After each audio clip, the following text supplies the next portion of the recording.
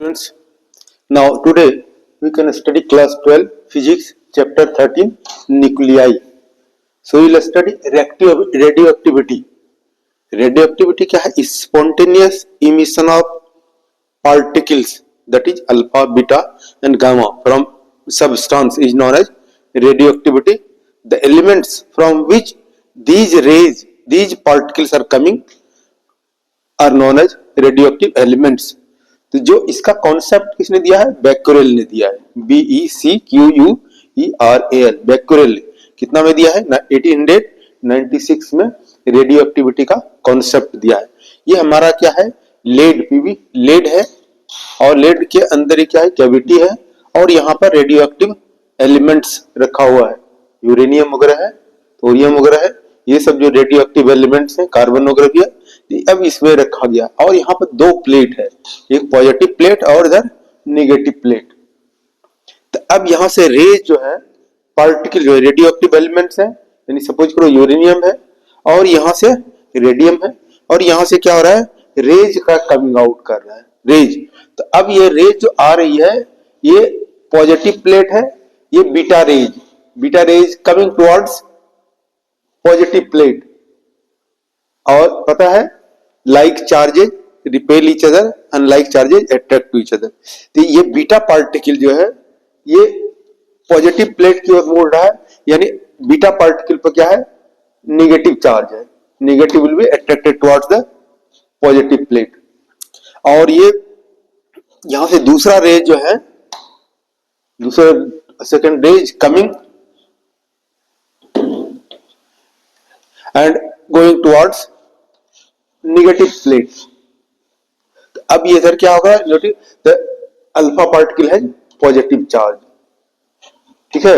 और ये gamma particle जो है, gamma that without deviation, gamma ना तो पॉजिटिव प्लेट की ओर मुड़ रहा है या नेगेटिव प्लेट, ये डायरेक्टली जा रहा है. Means gamma particle does not depend on the positive plate, negative plate. Means gamma particle has no charge. Means gamma particle without deviation towards positive or negative, it moves state. तो अब ये alpha beta particle जो है, ये beta particle पर charge जो है minus electron, और ये बीटा पार्टिकल अल्फा पार्टिकल जो है, अल्फा पार्टिकल पर चार्ज है twice proton, charge on proton. So alpha particle क्या है? पॉजिटिवली चार्ज पार्टिकल है, चार्ज कितना है? Twice proton, charge on proton. और बीटा पार्टिकल है चार्ज ऑन इलेक्ट्रॉन. इस तरह से यहां से इमिशन हो रहा है.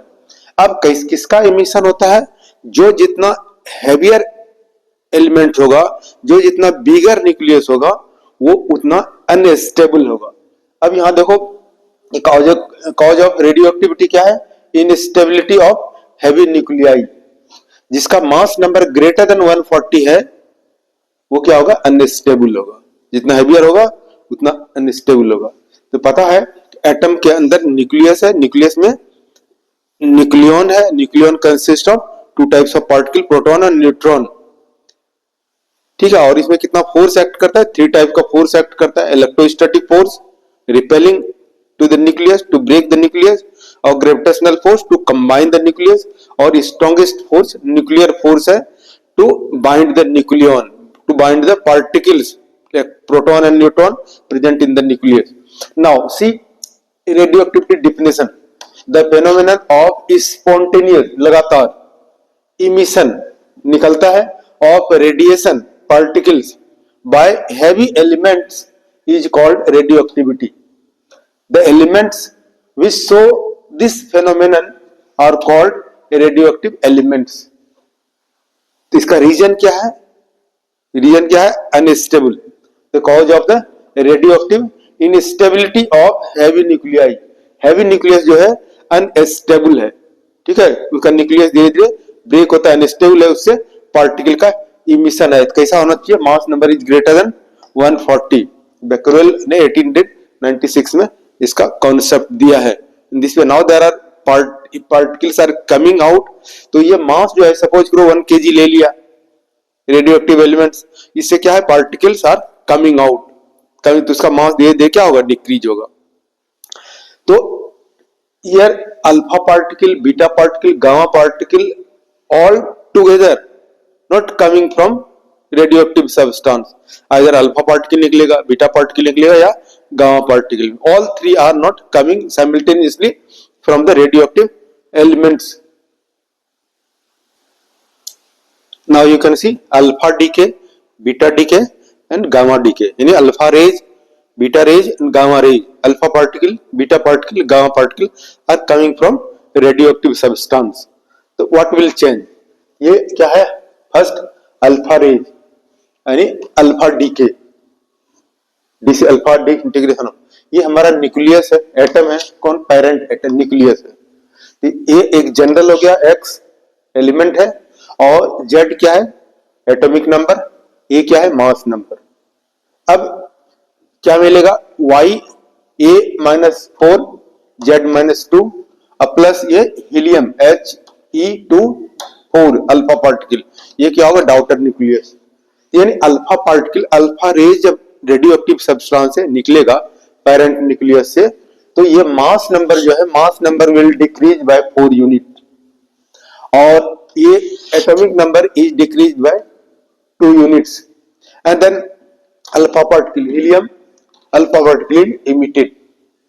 So what is radioactive? Alpha decay from parent atom, mass number is decreased by 4 unit and atomic number is decreased by 2 units and alpha rays, that is helium particle का emission होता है. इसमें यहाँ देखो X है, यहाँ Y है. इसमें क्या है? न्यूक्लियस चेंज होता है यानी एटम चेंज हो जाएगा, दूसरा एटम का फॉर्मेशन होगा, दूसरा एलिमेंट का फॉर्मेशन होगा. अब देखो ये दूसरा जो है बीटा रेज, बीटा डीके, ये हमारा एक्स है इधर वाई, बीटा डीके. तो ये हमारा हो गया parent nucleus X Z A और Y Z plus 1 mass number. अब प्लस ये E-1 और 0 बीटा पार्टिकल और प्लस ये न्यू बार यानी anti neutrino.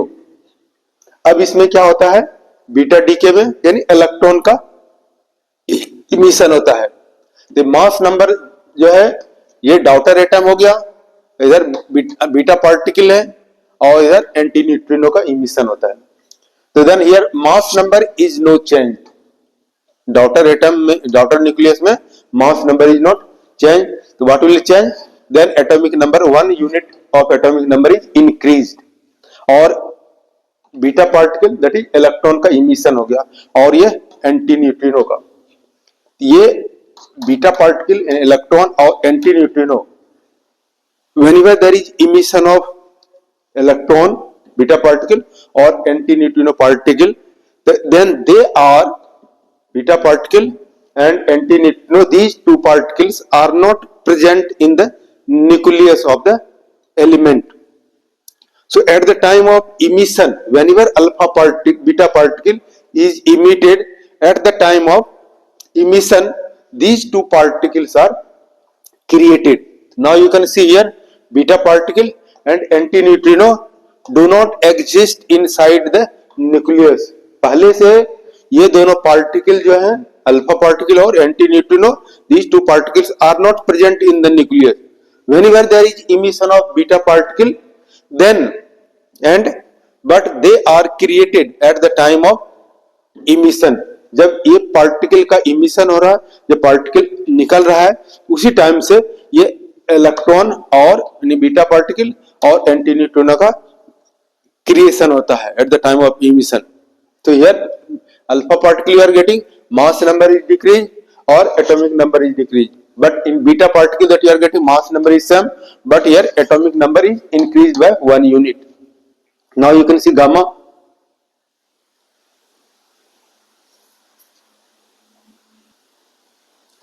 Now you can see the third one, gamma rays, gamma particle.